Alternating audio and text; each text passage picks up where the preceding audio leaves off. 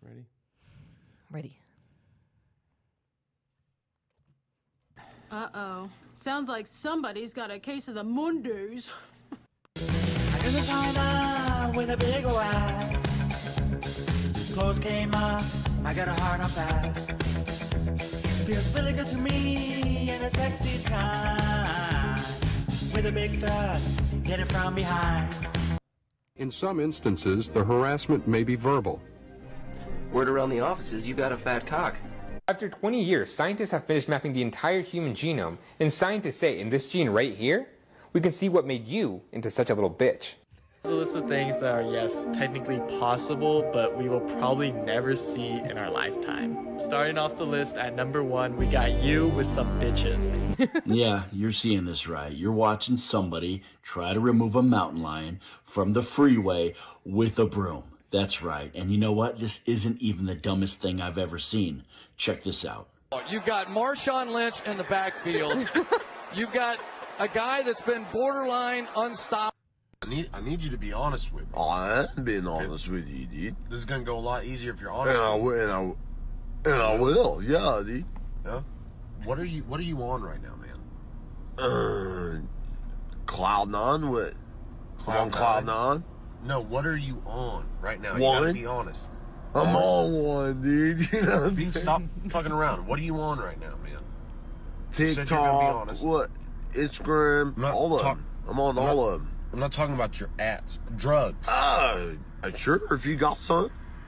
Yeah, I'm down. You guys partying? Well, one of us has a vibrator in our bottoms. Oh, which one of us could it be? Yeah, one of us has a vibrator in our bottom. Oh, do you think that it could be me?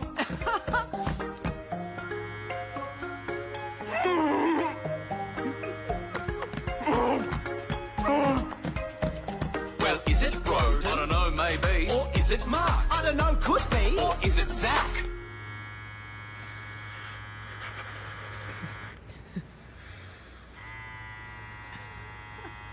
Can you turn it off at the remote? Just at the remote. There's a remote in the... Where's the remote? We've lost it. We've lost the remote. We lost the remote.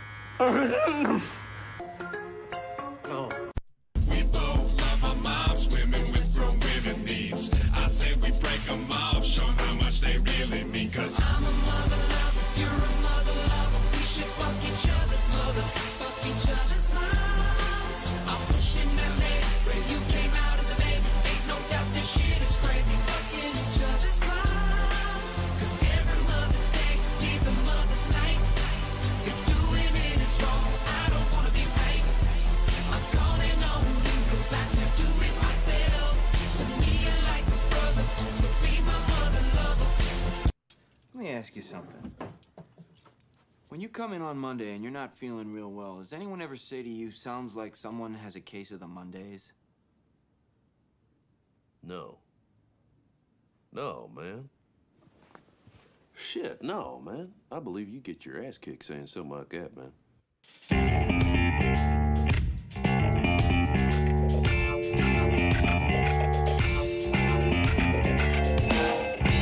From Filthy Martini Studios in Ontario, California, it's the Foo Show! Hey, what is up, everyone? I am Josie. And I'm Steph. Thank you all so very much for listening into the Foo Bar Show, and a special thanks to you, Foos, who subscribe, rate, review, and share the pod with your fellow Foos. Remember to pick up some swag at FooBarShow.com. That's FOOBarshow.com, and follow FOO Bar Show on all of our socials, and we'll foo it up like a couple of foos. Ain't that right, Steph? Meow, meow. I'm pretty excited for today's show, Steph. You want to know why? Why? Because we caught up on some movies this week. Right? Now, last time we didn't just threaten that we were going to be watching the Guardians of the Galaxy Volume 3 movie, but we've also just recently seen another movie in the movie theaters, Super Mario Brothers. That's been out for like a month now. Better late than never. Yeah, and you know what? I get it. I get why it's so successful. It was a really nice movie. Like, it was, what are people calling it? Cute. It's cute. The nostalgia is all there. And I think, if anybody, like, what do we call it? The Xennials and the Millennials are the ones who are really appreciating this a little more because we all grew up with everything that was referenced. Like a little kid would watch it and probably enjoy it, but probably would never get, at least unless, you expose them to the video games, all the cool references that come along with the Mario Brothers. This movie was definitely made for us. Yeah. Not kids. I mean, but yes, but it's a kid's movie. Yes, kids, but I mean, they were thinking about us. Yeah, well, it was made by us. It was like FUBU all up in this bitch, and goddamn, this is why I'm so mad at the 90s Super Mario Brothers movie with Leguizamo and company. What year did that come out? Hold on. I think it came out in like 93 or 4 or some shit like that. But that thing was a travesty. I don't think it knew what it was. I think we talked about this already. Right. It didn't. Well, the producers just wanted to make money and try something new. And that's what happened a lot in the 80s and 90s. And that's why nobody took these kinds of movies seriously, along with the superhero movies, anything tied to a video game. You have too many cooks in the kitchen with all these producers and directors that want to put their own flair on it, and then they end up changing it in a very painful way. Right. But what are you looking at here? I just want to pull it 1993. It's a 1993 movie. Oh, and shit, can you stream it for free now? Is that how shitty that thing is? It's in the internet's $5 bin. Oh, the full movie trailer is available on YouTube. But the entire movie, there it is. Super Mario Brothers, the Morton Jankel cut. Over 2 hours long. That one seems like it's not the right one. That looks like dinosaurs. Anyway. 1993. Yeah. I mean, maybe the only movies tied to like geekdom that really were good were, I would say, Spawn. Ooh. Blade. Yes. And that's about it way back then. I think Spawn was such a successful movie because Todd McFarlane actually had a hand in that movie. The creator of Spawn. Yeah. Well, he has a hand in everything Spawn, right? Yes. He must be a part of it at all times. Yeah, so he protects his IP there. But, yeah. 1997 Spawn. Yeah. Tight. Yeah. What else came out in the 90s that was all right? Because not a lot. At least when it comes to like geek stuff, you didn't get a whole lot of good stuff. I don't know. I was 10, so we're the same age. We would have been like 3 or 4 years old at least. You kind of know what's going on in the playground. Not me though. I was poor. See. It was all about things on TV mostly. Mm-hmm. And then the Disney movies, because that's what I watched. Yeah, that's true. All the toys. Right. And all the TV commercials. But then my mom likes a lot of those cheesy horror movies, right. So I would watch them with her. Mm-hmm. And that was it for me. Yeah. No big hits that I can remember other than, pretty much what we talked about. Mm-hmm. Steph, how was your week? How was my week? Yeah, it's Mother's Day as we record this. Yeah. Because we had Mexican Mother's Day on Wednesday, and it was the Foo's birthday. Happy birthday! Happy birthday, Foo. Another year around the sun. Yeah. My week went pretty well. I waited for the solar guys to turn up or show up and inspect the house.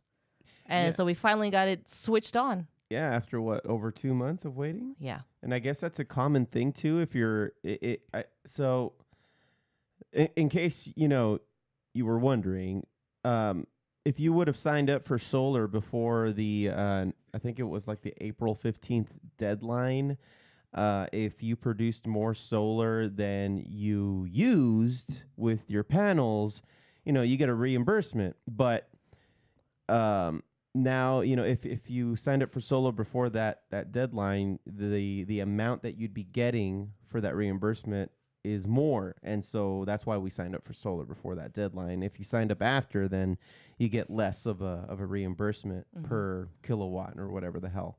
But damn, dude, it took we got the solar panels installed in late February, if I'm not mistaken, and we just now, as of Monday, got it turned on. Right. And the reason it took so long, from what I'm being told, is because everybody rushed to get their solar before that deadline. And so they came by on Friday, even though they said no need to change your schedule, your personal schedule. You know, we'll be out and inspect it, and it'll be over with. And turns out, when they came over, we needed to change our schedule. Well, or it's adjust our because schedule. they gave us like a 3-hour window. And so, like, the solar guy showed up, but we needed to wait for the city inspector, City of Ontario, to come in and finalize everything, check it out, make sure everything's grounded and in its proper spot. So, but they gave us a 3-hour window. I was like, dude, I got to get to work. And they were asking me, oh, well, where's the panel? It's like, it's in a spot where somebody needs to be home because the dogs will get out or get to them first. Right. So there was no other choice, but I had to like reschedule. So we finally rescheduled whatever. And then they came the following Monday, and that was that.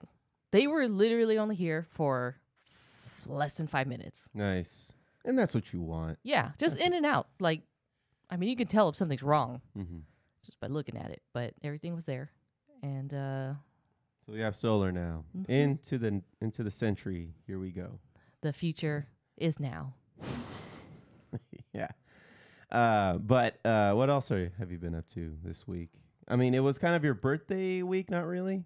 No. Post-birthday week, just back to work. Oh, I evaluated a decontamination drill for the first time. And so every hospital needs to have a decontamination team in which it's a volunteer program. So employees of the hospital can volunteer to be part of this team. And pretty much what this team does is they suit up in these chemical hazmat suits, boots and everything. Like an ET? Yeah.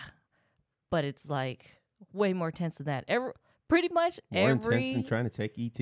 Every movie that you see, unless they're like in military grade stuff, it's like, you know, the flimsy stuff. But this is like the heavy duty equipment. It's a like the CDC. It's a three. Yeah, it's a CDC approved.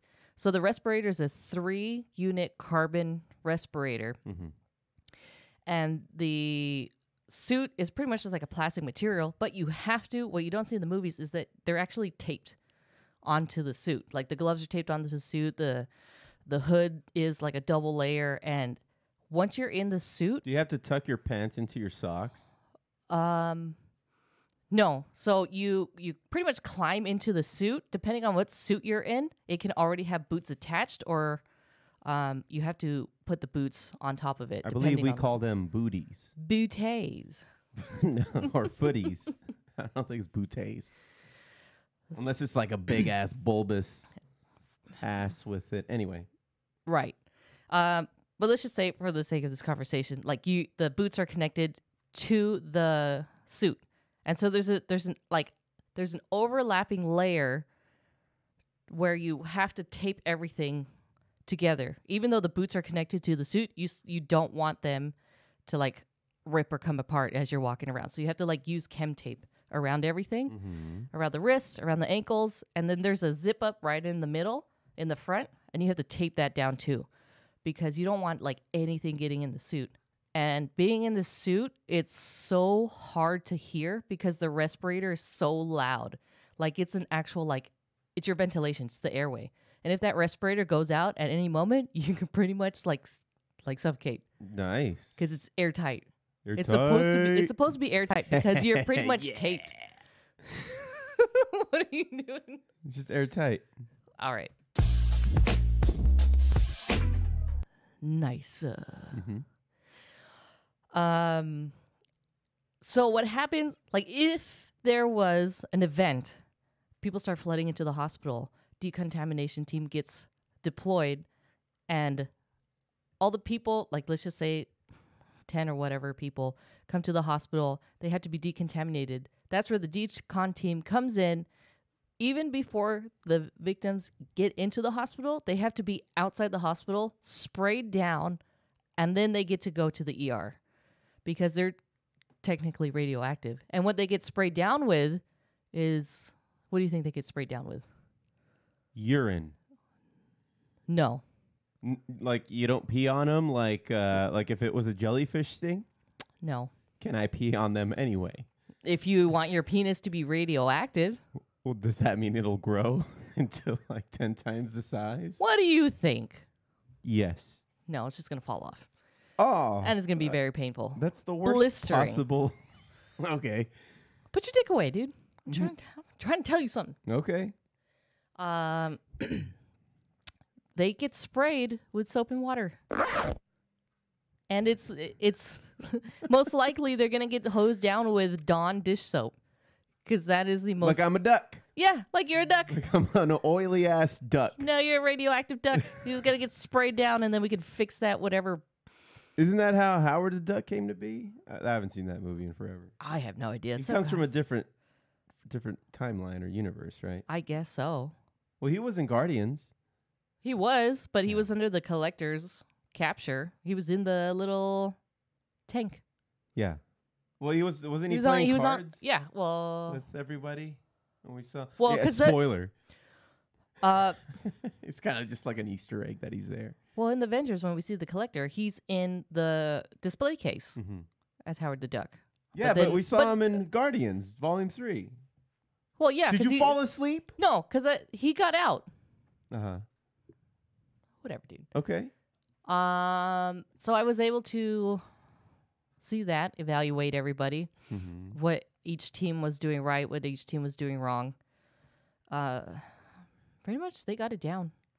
But that's where the decon team stops. So in the event of a radioactive disaster or whatever, they literally just spray people down. Then they have to spray themselves down before they come out of that suit. And most likely they're only going to be in the suit for like 30, 40 minutes tops. Because it's so hot in that suit, even on a regular day, that you don't want to get burned out too fast. That's why you have to, the bigger the decon team, the better it is for processing and for safety of everybody. Remember that movie with, what's his name? Harlan, what is it? Williams? Harlan. God damn it. What's his name? Is it Harlan Williams? He's the comedian. Harlan Williams. Yes. Didn't he like make a movie where like he went to Mars and then he farts in the suit? I don't remember that. What? Yeah, let's see. Harlan Williams, Mars movie. Rocket Man, 1997's Rocket Man. I don't remember that at all. mean, even see the suit's all blown up in the movie poster because he had some flatulence going on, and it was very funny back then in 1997. I married a child man. Babe, can you spell shit in here? Yeah. That's what it comes down to. Farts. So you looked up Howard the Duck. It took you 5 minutes to look up Howard the I Duck. did What not. did you find? It did not What take did you me find, 5 Steph, minutes. in the quest to get the 411 on Howard the Duck. What do you got? He is. Oh, his alter ego is Howard Duckson. His species is what? Duckworldian. Okay. His place of origin is Duckworld. Well, that's too much on the nose, if you ask me. And so his last name is the Duck. It's like me being called Joe the Earth. Okay. Here's his abilities: Master of Quack Fu as Iron Duck, armored suit grants superhuman strength and durability. Okay. Foot-mounted leaping coils. Oh, this is his suit. Oh, his as suit. Iron Duck. Oh, so is he Iron Man of his world? Is that what is that the takeaway here? I guess depending on which Howard we're talking about, I assume. But he's just a duck. Let's see. Howard dons the suit of Iron Duck. Made by Claude. Being related to Tony Stark and dreams of being the personal armorer to Iron Man. Starkowitz. Okay. Interesting. So he's his world's Iron Man. In a way. The silence is deafening, Steph. Yes. Howard the Duck. No, he wants to be an armorer. Okay. As I just said.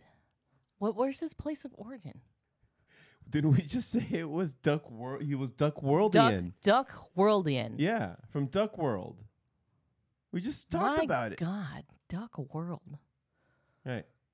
But what? Okay, I'm trying to figure out. Duck World. No. I want to know if he was like born that way. He's from the world of ducks. Of course he were. Like, why wouldn't he be? You think he was like a mutant? World. Duck World Comics. Howard the Duck. I don't think you're gonna get anywhere with this stuff. Races. List of. You're wasting your time. Am I wasting my time? I think you're wasting your time. Anthropomorphic ducks. I think we need to put a limit on your Googling here on this podcast. This is going to go down a rabbit hole. Worst episodes. Well, you're not helping. You're goddamn right. This is a fool's errand. Wow. I'm just trying to learn about Howard the Duck, and all I'm getting is you just yelling at me the entire time. Yeah.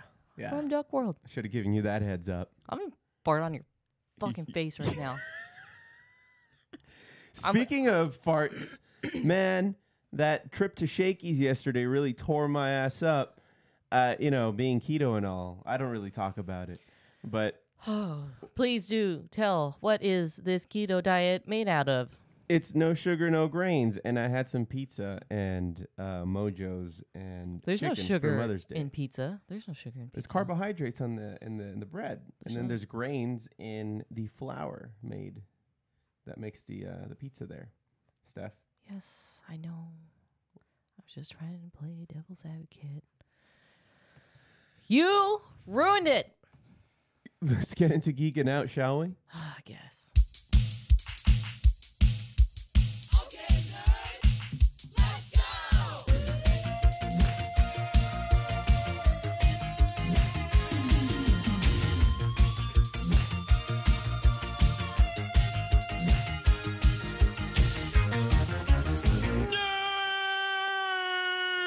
Steph, you said you wanted to geek out on Mother's Day?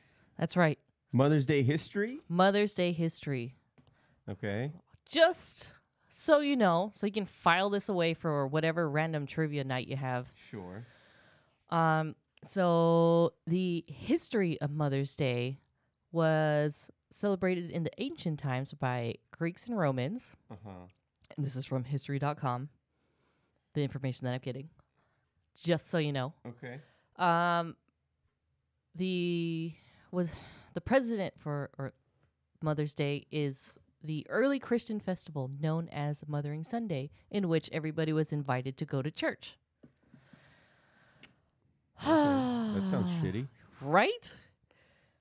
But moving forward, so I'm looking specifically at American Mother's Day, not just... Well, that makes sense. It happens on Sundays. It happens on Sundays. So there's a few main players in the commercialization of Mother's Day as we know it today. So the first person is Anna Reeves Jarvis of West Virginia. Mountain Mama. Who helped started Mother's Day work clubs to teach local women how to properly care for their children during the Civil War era. Civil War era. Okay. Yeah, so mothers actually needed a club on how to properly take care of the children. Well, yeah, because anything can kill them. At that point, yeah. Yeah. That predates? Why? I can't talk today. You can't. I can't. No. No, I'm so flustered by being yelled at because of Howard the Duck. English, motherfucker, do you speak it? Not today. Mm-hmm. So her daughter, Anna Jarvis, actually turned Mother's Day into a national holiday. How'd you do that? So she wanted a day to honor mothers by honor mothers for sacrificing for their children, pretty much. But she needed the help of a man named John Wanamaker. And That's a name. Wanamaker? John Wanamaker. Uh-huh. Wanamaker. There's no H. Wanamaker. Yeah. John Wanamaker. Okay. It's just John. Even though there is an H there. So this was originally like a small gathering in West Virginia, but it ended up drawing thousands of people to this Mother Day event because one of Wanamaker's retail stores in Philadelphia. I believe it's pronounced Wanamaker. Shut the fuck up, dude. Wanamaker. It's not. Shit. Shut the fuck up, dude. I'm not doing anything. You're just talking a bunch of shit. I'm just trying to tell you stuff. Tell me. No. Mother's Day celebration. Anyway, a lot of people liked it. You know, it got a lot of people to attend because of this retail store. And then she wanted to make it like more widespread. Like, oh yeah, people really appreciating their mothers. And so where is it? But I think by the early 1910s, 1914. Okay. It was officially signed in as a national holiday on the second Sunday of May. Yeah, it's just so you couldn't take a day off. It's already on a Sunday.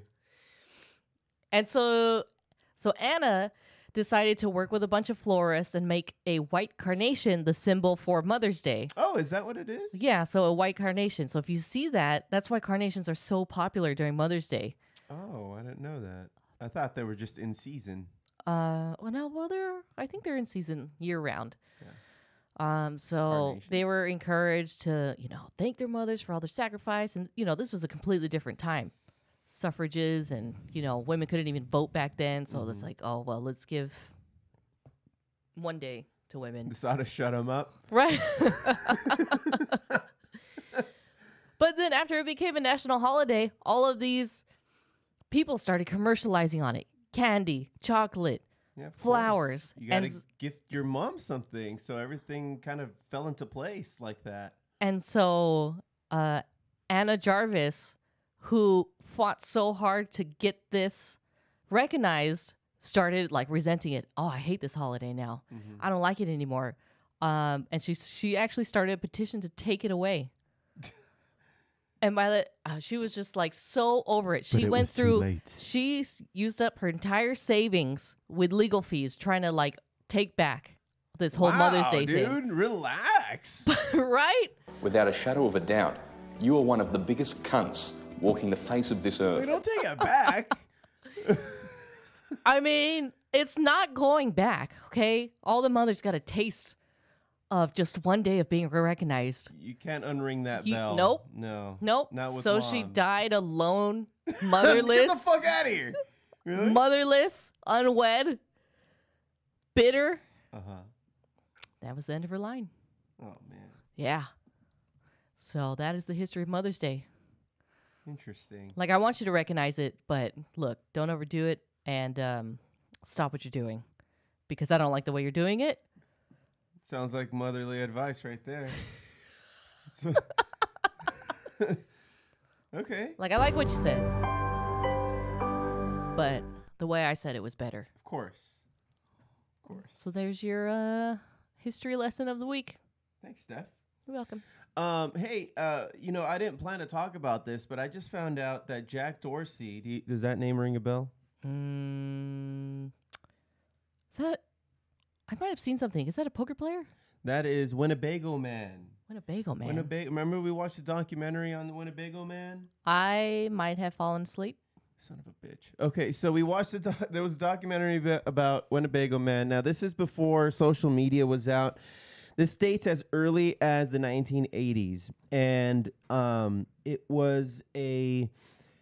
it's pretty much a commercial where this guy named Jack Dorsey, he's trying to film this commercial about Winnebagos for the Winnebago industry, and he's trying to talk about like the many models of Winnebagos that are in existence for people to take their trips or go camping, what have you. You can live in a Winnebago. He was just trying to show off all these Winnebagos. Anyway, throughout the course of him filming this commercial or whatever, his ad, there's just outtake after outtake of him just going crazy with being annoyed by like flies that are going around, how hot it is, how like everybody's talking. You just need to go on YouTube, whoever's listening, and look up Winnebago Man and all of the clips that come along with it. Just recently, well, I wouldn't say so recently, but maybe somewhere around like 10 years ago, a documentary came out about the Winnebago Man. I'm probably over exaggerating. It was probably something more like 5 or 7 years ago, but it details a guy, the documentary person, going out to find this man that has been a legend because, like I was saying, social media didn't exist back then, but it was one of those things where somebody had a VHS and just made copies. I guess that's just what you did back then. It's all you could do.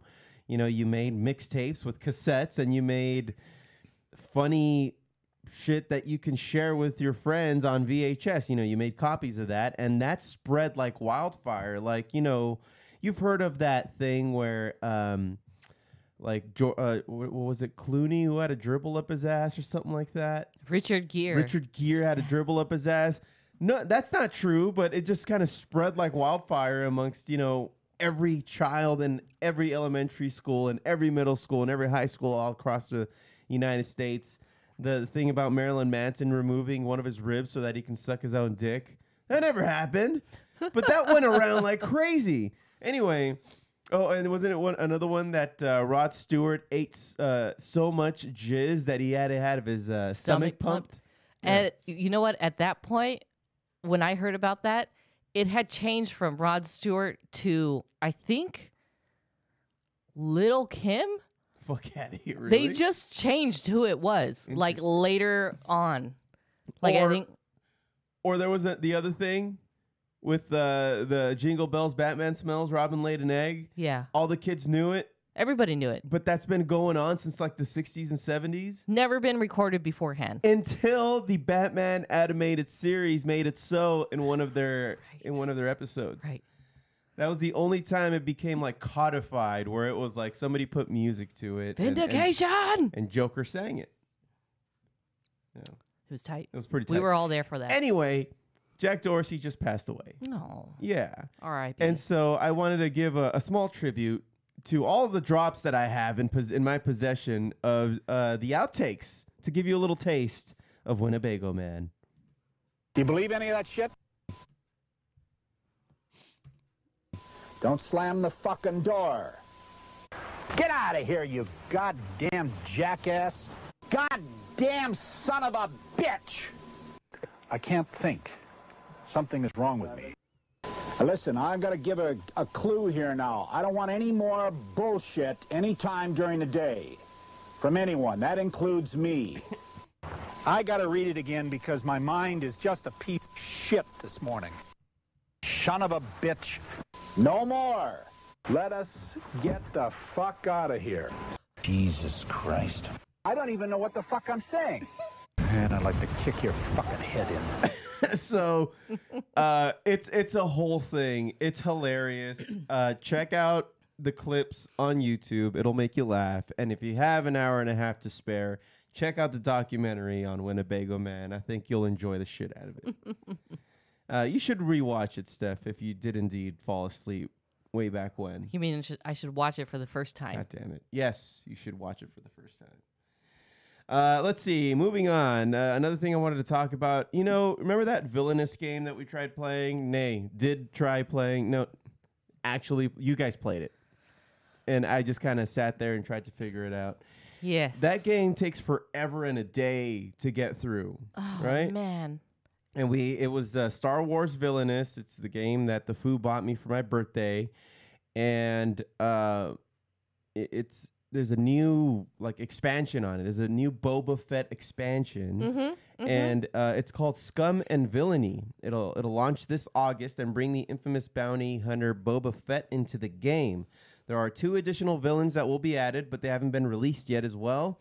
But fans can look forward to that information next month when the pre-orders open. There's going to be a pre-order for a freaking board game expansion.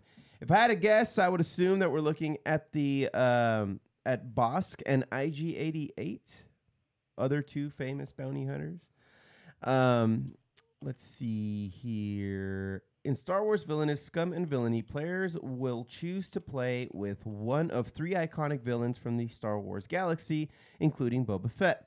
Depending on their villain's unique power, players will use their villain's ambition to perform actions that power effects based on the villain's use of the Force, strategic leadership, or sheer luck. The game also incorporates villain-specific missions and rules for iconic ships and transports from all corners of the Star Wars galaxy. Tight. Yeah. So IG-88 is your boy Taika's droid. Yeah, that robot. Yeah. That they had to rebuild during the latest season of Mandalorian. And Bosk is that lizard-looking guy. That lizard-looking guy. Yeah. He looks like a dick. He's a dick. His suit, too, looks like one of the fakest of all of the bad guys. He doesn't even have full sleeves. It's just like a half sleeve. Yeah. Let's see. You can look forward to play Star Wars Villainous Scum and Villainy this August with an MSRP of $29.99. Yeah. You know, I think we were trying so hard to figure out the game itself. So many rules. But what we didn't realize is that you have to focus on your own character. So it's not really like we're playing against each other. Every person on the table is playing their own game, but whoever ends up winning first wins amongst the group. Right. And then that's it. I don't think there's a second or third place. It's just, I won. Empire's mine now. Thanks. Right. Yeah. But anyway, if anybody's wondering, I won the first game. You as did. General Grievous. That should have been the Foo. Because we used to call him General Grievous when he had that coughing attack. No, that was me. Oh, that was you. That was me. Oh, so you've been General Grievous. I've been General Grievous this entire time. Okay. I know my role. Collecting lightsabers. Yeah. Up next, Steph, and this is really all I got, unless you had like a bulletin on your end with movies coming out. The Walking Dead, I'd like to think that the Foo Bar Show provides you with all of the Walking Dead news you need to know so that you don't have to consume anything of the Walking Dead. I mean, the AMC has kind of become the Walking Dead channel because they will not stop. They will not stop with these spinoffs. There's a Maggie and Negan spinoff happening now. We kind of touched on it a few months ago. There's a Daryl Dixon spinoff coming out. Let's see, Walking Dead. The Maggie and Negan adventure is called Walking Dead Dead City, and it's premiering Sunday, June 18th. Why? On AMC. Now, that's not what I wanted to talk about. What I wanted to talk about is that they've identified a new kind of zombie that I guess maybe we've seen on screen already, but because we haven't been watching Walking Dead, we haven't really seen it happen. But there's a zombie called the Rat King, and they're kind of, I don't want to say ripping off, but they're taking a page from your mushroom zombies from The Last of Us. You know how like you have that one zombie that's huge, that's created from a bunch of other zombies kind of combining together. Mm-hmm. So the the Rat King zombie is exactly just that, but in the Walking Dead universe, where a bunch of zombies, I guess, melted together or tied in together, or I don't know what special conditions they need to be in for them to kind of fuse together and have like multiple crazy hands and limbs and shit like that. Is that what it's supposed to be? Then? Yeah, here, let me pull it up. Oh, so it's that's just so small. Giant fucking. Yeah. Yeah, it's just a hodgepodge of characters. Right. All in this giant fucking it's a beast of blob. a zombie. It's yeah, a big old blob. blob. But they call it the Rat King because I guess rats sometimes get their tails tangled up. Nasty. Yeah. Rat King zombie. Mm-hmm. Several undead corpses have somehow fused together to become one monstrous, multi-limbed entity. So they are bringing that into Walking Dead. Yeah. So would you say that they ripped off The Last of Us, or this is an original idea? Because I don't know if any of this has been a part of the Walking Dead comic books. I don't know. I mean, I really stopped reading the comic books after the Whispers. Yeah, which we just saw. Yeah, and then after what happened with Negan. What happened to Negan? Oh, they exiled him. And then that was the last I read of it. And then, the show kind of followed it, but then not really. Mm-hmm. Okay. And, so here we go, covering Walking Dead news so that you don't have to watch it. I don't know. You got a bulletin there, Steph? Movies coming out this week. We have Buddy Games, Spring. So this is supposed to be a sequel, Spring Awakening? Spring Awakening. And it's a comedy with Dan Beckadahi from Veep. Kevin Dillon, Josh Duhamel, and James Rode Rodriguez. And Nick Swartzen. They reunite for the hilariously outrageous sequel to the hit comedy. Let's see. Pretty much one of their friends passes away, and they decide to go on a trip to reminisce about something, try to find themselves again, but it ends up being like a spring break type of situation, and they just do a lot of drugs. It does sound like they do a lot of drugs. And that's coming out on Friday. Never heard of this. Okay. What else is... Oh, Fast X. Fast X. That's coming out. All right. And have you been hearing the news that there's going to be a trilogy coming out after this? So, like, as their finale? So, I guess they're going to go all the way to 13 movies, is my takeaway from it. So, this is the final season, part 1? No, I think the final season, part 1, is Fast 11.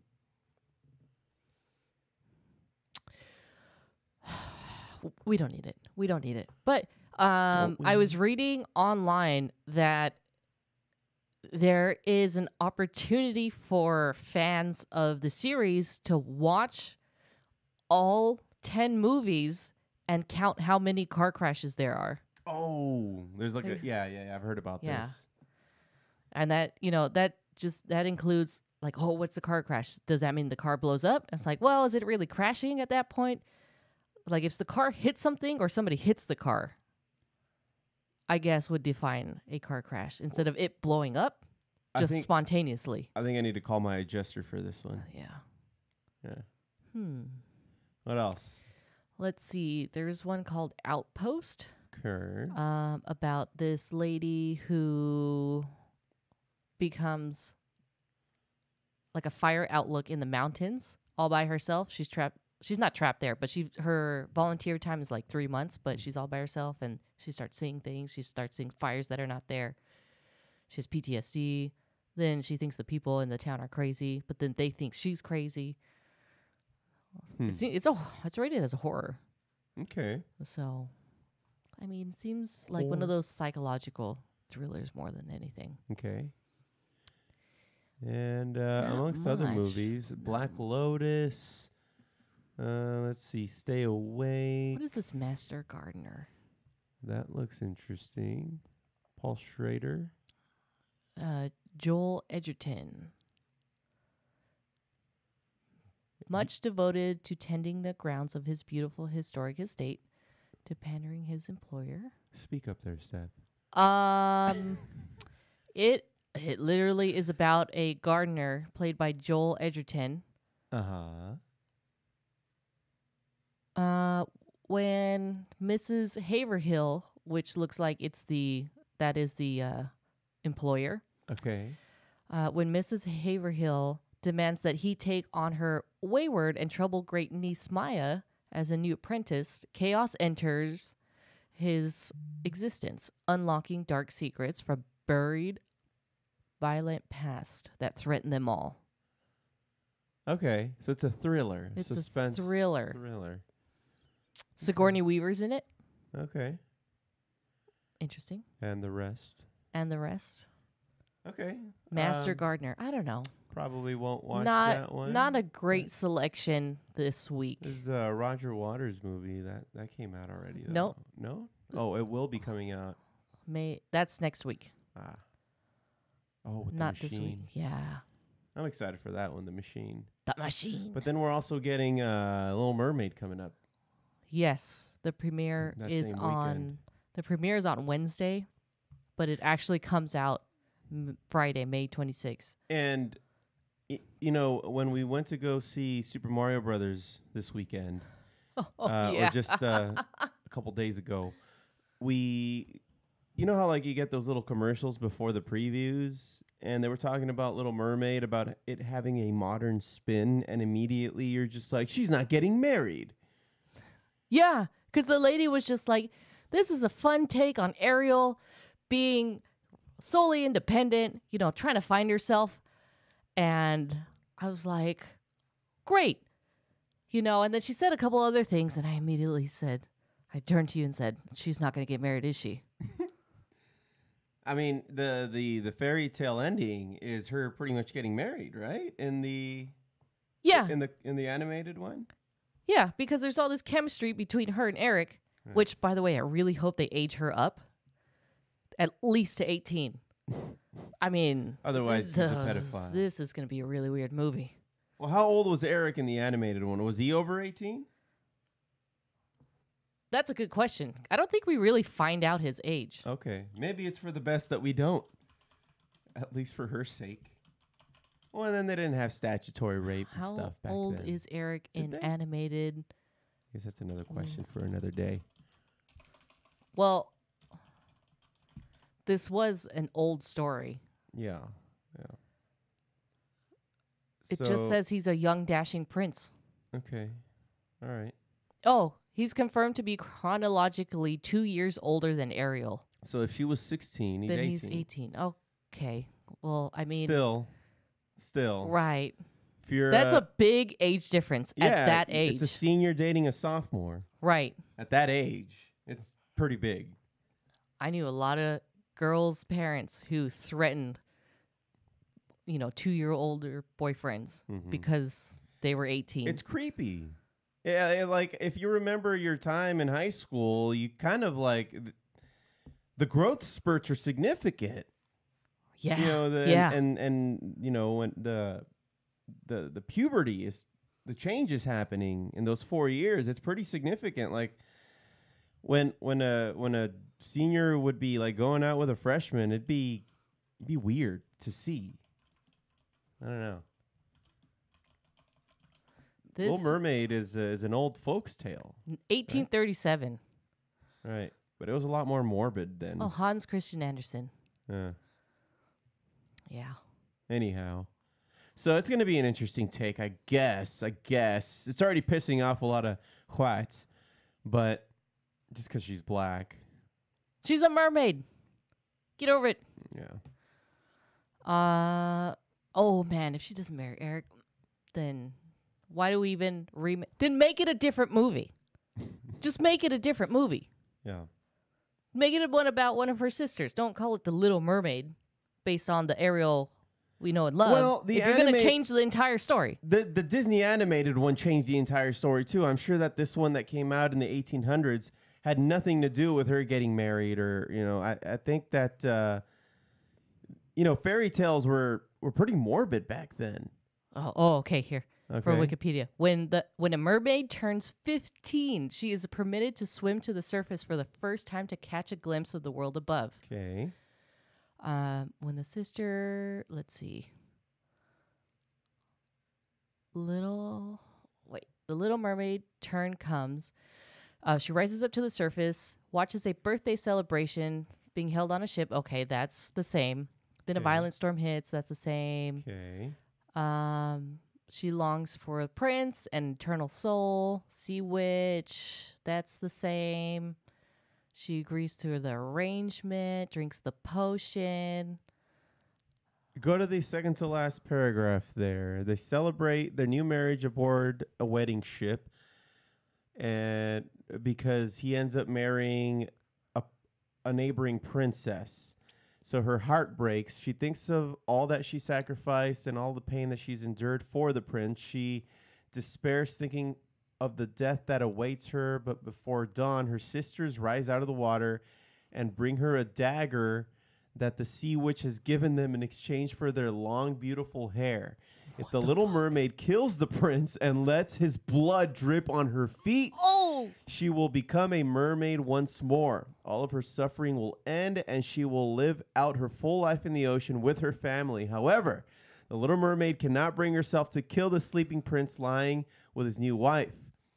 And she throws the dagger and herself off the ship into the water just as dawn breaks. Her body dissolves into foam, but instead of ceasing to exist, she feels the warm sun and discovers that she has turned into a luminous and ethereal earthbound spirit, a daughter of the air. As the Little Mermaid ascends into the atmosphere, she is greeted by other daughters who tell her that she's become like them because she strove with all of her heart to obtain an immortal soul.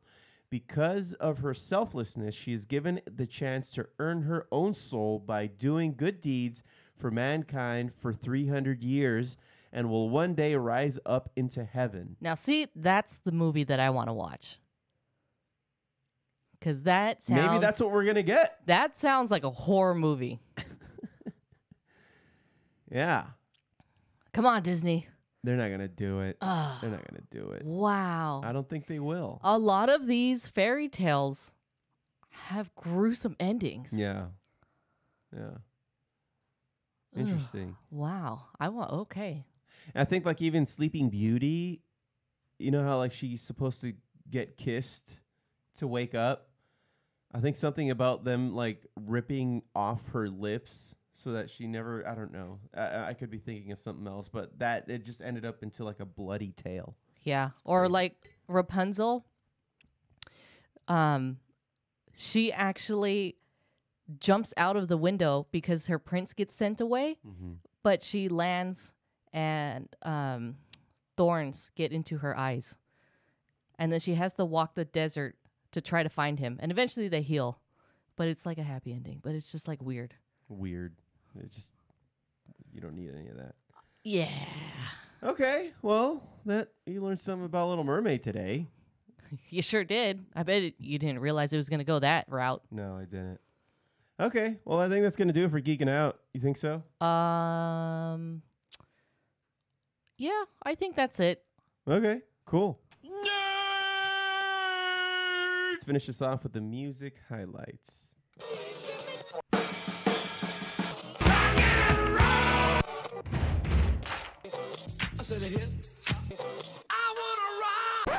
Steph, Tenacious D has a new song out? They have a new song called Video Games, and it's quite catchy. And it's not even that long. It's like a couple of minutes. It's less than 2 minutes. Yeah.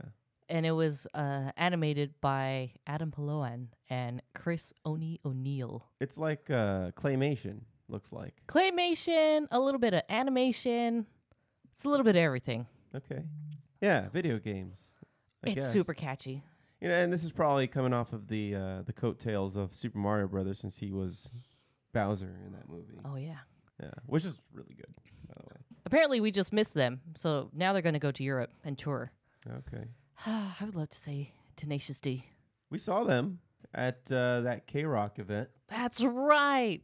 And they were just doing that acoustic Yeah, show. no, they usually... It wasn't electric. Yeah. They usually have like a big old band behind them. Well, you know who else has another album coming out there, Steph? My boy. Your boy, Morbius. 30 Seconds to Mars has just announced that they will be releasing a new album for the first time in 5 years.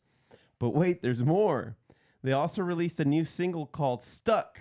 Jared Leto took to Instagram to share the music video footage of the fashion-focused single detailing the inspiration behind the lyrics. He says, "Thanks to my incredibly creative mother, my brother and I were instilled," and his brother's in the band with him, by the way. He's a drummer. Yeah. "We're instilled with a love for art and photography from a very young age. The video for Stuck, our first new song in 5 years, is a love letter to some of my favorite photographers, artists who made a very deep impact on me, like Richard Avedon, Irving Penn, Robert Mapplethorpe, Diane Airbus, Herb Ritz, and more. Artists whose work changed the way I saw things and showed me new possibilities at every turn." Blah, blah, blah, blah, blah. So it's a celebration of high fashion, art, and dance, if you're into that kind of thing. So I hope it doesn't suck. I haven't heard it yet. But, I mean, Jared Leto has been that weirdo who shows up at those galas. Dressed up as a cat? He was a cat. He was a cat. He was a giant furry cat. Yeah. It was very creepy to see. There's many, many videos of him in that cat suit. Yeah. Creepy. Anyway, some bad news, depending on who you ask. Sum 41 has announced that they are splitting up. That's it. Splitting up. Now, it's not going to happen immediately, but after 27 years, the band is going to disband after this tour that they're on. Because remember, they're going to be touring, or they're going to be doing some shows with The Offspring, I believe, and All American Rejects, if I'm not mistaken. Yeah, and we're going to see them at When We Were Young. And we're going to see them there. So when I first saw this headline, I'm like, great, who are they going to replace them with? After reading, a couple articles, it turns out that they're going to disband after this after this tour. But, if you ask me, I thought they were already broken up. They did take a big hiatus because Derek Whibley was, suffering from alcoholism. He almost died. Yeah. He almost died. I remember way back when he was sharing pictures of him in the ICU, pretty much on life support. Mm-hmm. But he made it out. And to make it out and start recording and touring again. Yeah, good for him. Yeah. And I think I've said this before, but I bumped into him when I saw AC/DC play Dodger Stadium. Yeah. I went to go take a leak and grab a beer, and on the way back, because he's so short, I bumped into him because I didn't see him because I was looking forward instead of down, and it was just one of those like, "Oh, sorry, man," and then it took me like a couple of seconds to realize who it was. He's undeniable, at least, who he is, if you know what Sum 41 looks like. But did you know that Sum 41 has been a band since 1996? Since 1996, that's crazy. And I think when they first started the band, they were a NoFX tribute band, and then they started writing their own music. Yeah, which makes sense. Yeah, I guess, because he kind of sounds like them. That Sum 41 was my first ever concert at the Glass House in Pomona. It was. I was so excited. I must have been like 15 years old, and couldn't drive yet. Somebody had to drop us off. I think somebody's sister dropped us off, and then they're just like, "Oh, we're gonna be here right after the show, so you make sure you come out on time." But we were like right next to the stage, and we were able to get like our poster signed. And, tight. And then somebody got a drumstick, and we just, oh my God, Sum 41. First ever concert, and then ever since then, I started going to concerts like nonstop. That was they became really huge when I went into middle school, because that's when Fat Lip was out, Into Deep. I think that was like going into 7th grade for us, for me and you. I remember going to a pool we party. were already in high school. No, it was middle school. I remember it clearly. Fat Lip? Fat Lip was a song that Sum 41 wrote. Yeah, okay. I know what it... All Thriller, No Filler, right? Or All Killer, No Filler? That All album? Killer, No Filler. Yeah, Sum 41. That came out in the year 2001. We were in high school. I don't know about that. You remember it wrong. No.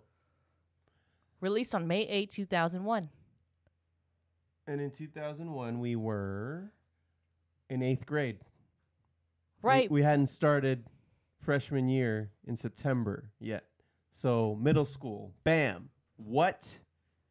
Well, I was a freshman when you heard it? When I heard it. Okay, because it was all over the radio that summer. Anyway. All right. This is what they wrote on their social media. Being in Sum 41 since 1996 brought us some of the best moments of our lives. We are forever grateful to our fans, both old and new, who have supported us in every way. It is hard to articulate the love and respect we have for all of you, and we wanted you to hear this from us first. Sum 41 will be disbanding. We will still be finishing all of our current upcoming tour dates this year, and we're looking forward to releasing our final album, Heaven X Hell, along with a final worldwide headlining tour to celebrate. Details will be announced as soon as we have them. For now, we look forward to seeing all of you scumfucks, I guess that's what they call the fans, on the road, and are excited for what the future will bring for each of us. Thank you for the last 27 years of Sum 41. So I take it that they're each going to continue to do music in some way, shape, or form. Probably. Yeah. Doesn't seem like they're pissed off at each other, even though they've been known to be mad at each other. This is a really big deal. So instead of like taking a hiatus and maybe working with other projects, they're just deciding to just call it quits. But if they took a page from Kiss or now Aerosmith, who continues to have like their final tour year after year. Tour. This could be a way to sell tickets. Maybe. Yeah. Maybe. Yeah. Also, lastly, Steph, we have a winner for Eurovision this year. Eurovision. And we took a few minutes before we started recording the pod, and just to check out who the contestants were. And out of the many contestants, we only liked one of them. Just one. Just barely, too. It wasn't even like we were in love with this one. But the only one that that at least you were able to stomach. What's the name of this band? This was Joker Out. The band is called Joker Out. From what country? What were the country were they representing? Do you remember? I don't know. Oh. But the song that they played was Carpe Diem. Right. And it's the English version, the one they saw. I guess they sing. Oh, they're from Slovenia. Slovenia. So I imagine that they have a version in their native language. Yeah, and they actually have a single that came out in April with Elvis Costello called New Wave. Okay. So they're called Joker Out. Yeah, but they're not the ones who won. No. Sweden won. Sweden's Loreen wins Eurovision Song Contest 2023. And, I guess if you're into that kind of music, I guess. Here's a clip of it from, them. This is her going on stage after she's found out she's won. So I'll play a little bit of this here. Baby, we both know this is not a time. It's time to say goodbye, God, until we meet again. What do you think, Steph? It's pretty basic, no?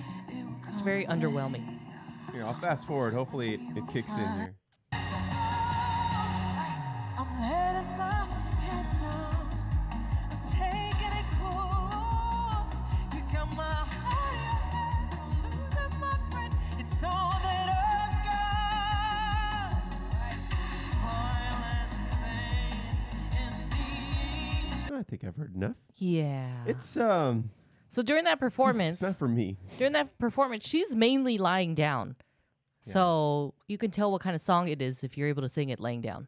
Right. Check out Joker Out. Their song is Carpe Diem, and that was their entry into Eurovision. Watching some of those videos, we're just like, Oh, Europe. Wow. You're so crazy. What was it? The Croatia one? Was that the one with like the rockets and the Freddie Mercury looking type of guys? Yeah, the guy was riding a rocket.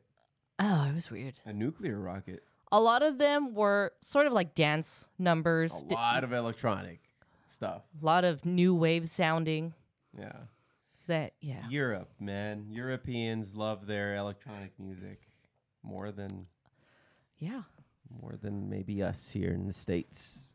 I think in the States here we still have a lot of rap that dominates the I think rap is our dominant genre here. Right, so with Eurovision, how does that work? So each country has to pick their most popular star and then send them to this Eurovision contest? Is that the way it works? Yeah, and no professional acts can be submitted.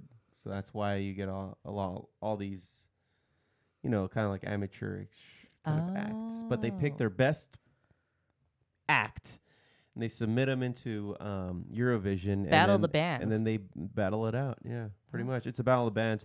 And this Eurovision has been gone for like over 60 or 70 years. I think 67 years. Yeah, maybe. That sounds right. I know they made a parody movie with Will Ferrell. Right. And a lot of people didn't think that was good. I was like, well, I mean, Eurovision it's not for everybody. They've had 67 contests. The original release was May 24th, 1956, and it's been going on every year since. Oh, wow. Yeah. All right. Pretty interesting. Kind of makes me want to watch that Will Ferrell movie now. Because I've never seen that one. Have you? No. No? I'm interested. I guess it makes fun of that. Europe. Europe. And their music tastes. But anyway, congratulations to her. Loreen. Yeah. One more. What? Is Queens of the Stone Age. Oh, you got another one? Is coming out with a new album called In Times New Roman. By the way, I am having so much fun with this Queens of the Stone Age webpage. If you go onto their main page, like there's a picture in the foreground, but the background is what moves when you move the mouse. That's pretty cool. Looks like a lot of the artwork that's going to be on the album. Yeah. So let's see. The music in Times New Roman is coming out when? When is it coming out? Click on the black vinyl there. So it's coming out in vinyl. That's nice to know. June 16th. June 6th. Damn, it's coming up. Which means they're going to be touring, which I'm excited for. Remember when we saw them on Halloween? That was tight. With Suicide Girls dancing in the background? Remember Suicide Girls? Oh, yeah, I remember. Sure, I remember. When are they coming to California, Steph? Let's see. They're going to start in Columbus, Ohio. Let us see. And then they're going to go to the UK in June. When are they back? They're in France. So they're doing a Euro. Sacramento, October 8th. Aftershock Festival. And that's it? That's it. They're not coming to SoCal? Let's see. How much are these tickets? By the way. Are you going to... We're going to Sacramento? October 5, 6, 7, Who's playing Aftershock this year?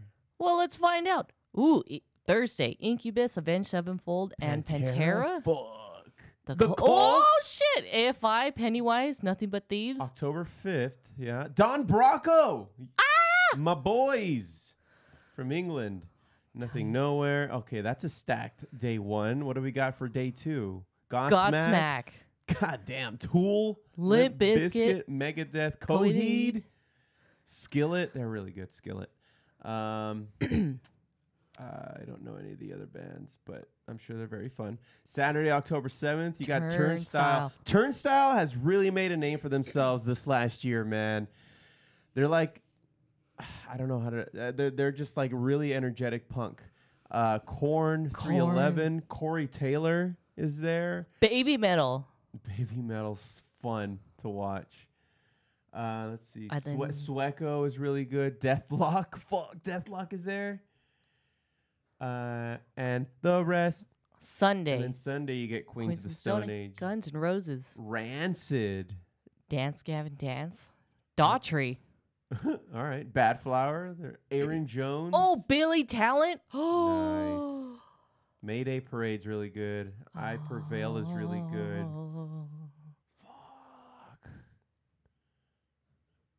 Okay. How much are tickets? Four. we're looking at the tickets now. 4-day general admission. How much is it? Well, how much do you think before you click on it?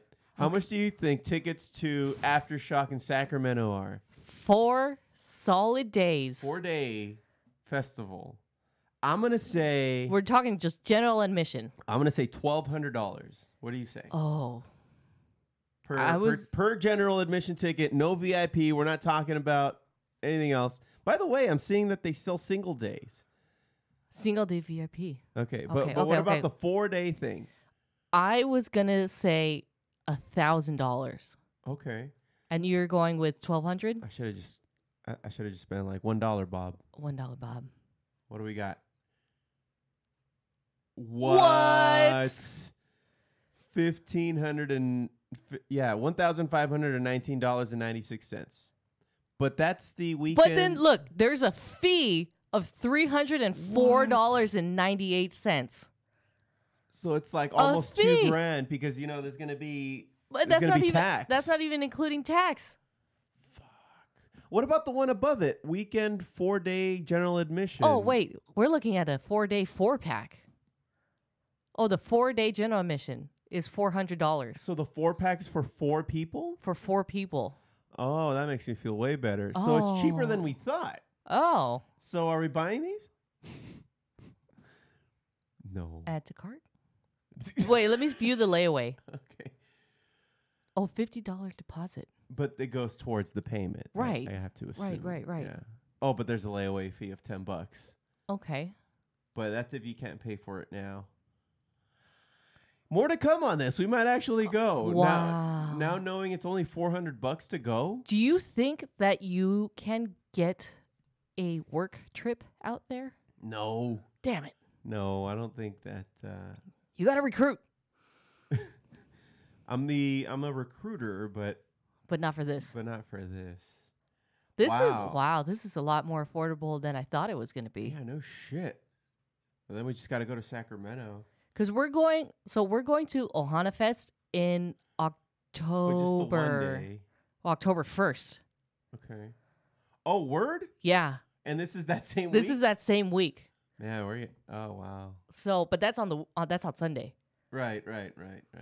But Ohana Fest for 1 day was almost $200.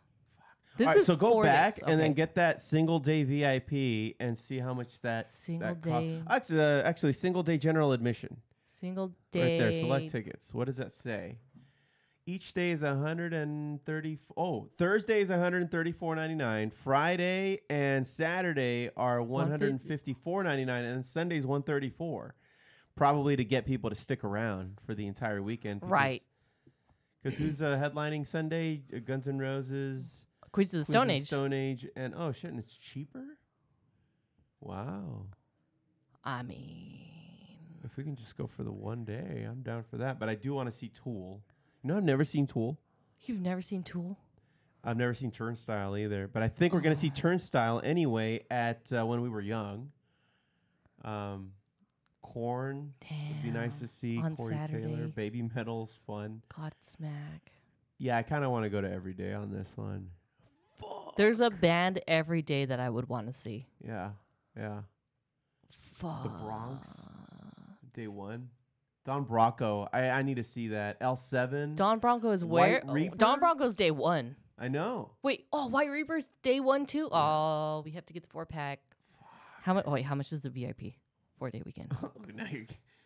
Okay. Well. That's still less than what we thought. $719. A lot less than what we thought. Plus but the fees. $138. Why? Okay. Why would the fees? Why? What's the difference from the VIP and like what do you get from a VIP? It doesn't say. Bathroom access? Probably. Nice bathrooms? I don't know. And then you got to look out for hotel packages. Yeah, man. And then and then they take have my merch. goddamn money. Ooh, collectible keepsakes. What is this? Just tchotchkes, probably. I 3D magnet ticket. 3D magnet commemorative kind of poster. Fucking right. fees for everything. I'm good. Okay. We might be going to this, everyone. TBD. Yeah. Aftershock. Yeah. But anyway, That's Queen of the Stone Age coming out with a new album called In Times New Roman. Tight. Well, June. I'm excited. What did we say? June 16. Queens of the Stone Age. Every album is amazing, so I'm excited that they have a new one coming out. Hopefully, he doesn't kick any cameramen in the face this time. Oh, he was super drunk that night. He was so smashed when we saw him. That was a K-Rock Weenie Roast? No, or Acoustic Christmas? When that happened? That was Acoustic Christmas. We were there. It was at the Forum. Yeah.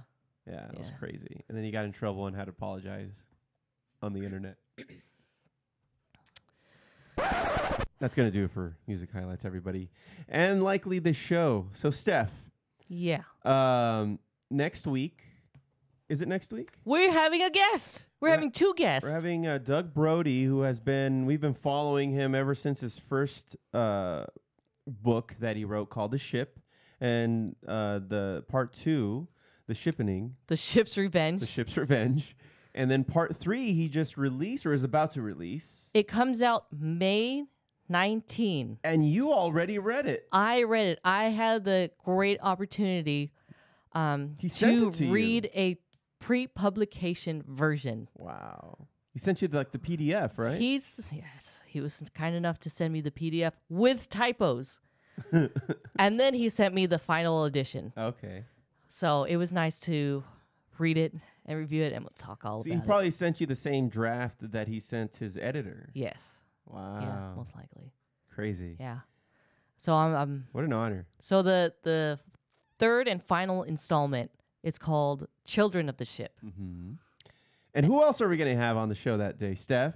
None other than our dear old friend, Metalhead Nelson. Yeah. I think I typed in Nelson, and this is all I got. That stunk. That's the wrong Nelson. That's the wrong one. But, is it this one? Uh-oh. He has his own intro. Is it this one? He had a podcast at one point, and then... it was called, what is it? Come on, you should know this. I should know this. You're listening to the Fun Never Ends podcast with Metalhead Nelson. Fun Never Ends podcast. Oh, I was thinking of The Fun Never Ends with Nelson and Friends. Oh. I think that's what it was originally called. Right. And then he got the professional intro right. done. That's actually pretty good. Yeah. But he hasn't done an episode in forever. No, and we'll find out, what he's been up to. Mm-hmm. But yeah. He got a driver's license. He did. So there's that. Yeah. Yeah. So look forward to that one, everybody. And then the following week, I think we're going to take that week off. Yes. Because we're going to be in Vegas. We're going to be in Vegas. Probably coming pretty close to our imminent deaths. Everybody at work has been asking me, what are you guys going to do in Vegas? You guys going to drink? You guys going to do clubs? Yes. And I'm just like, no, maybe not the clubs. Honestly, all I want to do is go to a couple museums and get a massage. I'm down for that massage. Right. Maybe a little pedicure. And then, just day drink. And Rock and Roll Bowling is happening that weekend, no? Yes, but it's sold out. So we couldn't get any of those tickets. Oh, it sucks. Maybe if there's a bunch of punk bands going to be there and, they might show up to a small venue or something like that. Sure. We can probably squeeze in somewhere. Okay. Or we can just go bowling. Oh, no, it's mini golf with Kiss. Kiss golf. Kiss mini golf. That was pretty fun. I'm down to go there again. That was stupid. All right, man. All right. Well, we're busy. So we're going to take a break. And then when we come back from that break, Steph, it's our anniversary show. We're going to have a guest that first week of June. Uh-huh. So anniversary show. Yeah. Yeah. And a guest. All right. Or is our anniversary the one happening next week? Memorial Day weekend. We'll be... No, Memorial Day weekend, we're in Vegas. So next week is our anniversary show. Hey, look at that. With Doug Brody and Metalhead Nelson. Nice. For season 5? 6. Year 6. Year 6, we're season 5. We're still in season 5, yes. Beginning of season 5. No, season 5. How are you calculating this? The year that... So the calendar year is the season that we're in. But the year happens, you know, our anniversary is in May for the Foo Bar show. Right. Right. Okay. So more shenanigans to come. Well, that's exciting. I didn't know our anniversary was next week. Interesting. I didn't even know it. Thank you all so very much for listening into the Foo Bar Show, and a special thanks to you, Foos, who subscribe, rate, review, and share the pod with your fellow Foos. Remember to pick up some swag at FooBarShow.com. That's FOOBarshow.com, and follow FOO Bar Show on all of our socials, and we'll foo it up like a couple of Foos. I'm Josie. And I'm Steph. Signing off, saying, don't be a dick!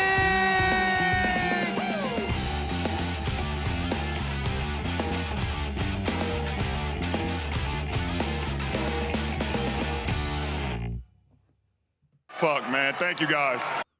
We both love our moms, women with grown women needs. I say we break them off, show how much they really mean. Cause I'm a mother lover, you're a mother lover. We should fuck each other's mothers, fuck each other's moms. I'm pushing that leg where you came out as a baby. Ain't no doubt this shit is crazy, fucking each other's moms. Cause every Mother's Day needs a mother's night. If doing it is wrong, I don't wanna be right. I'm calling on you cause I can do it myself. To me you're like a brother, so be my mother lover. In some instances, the harassment may be verbal. Word around the office is you got a fat cock.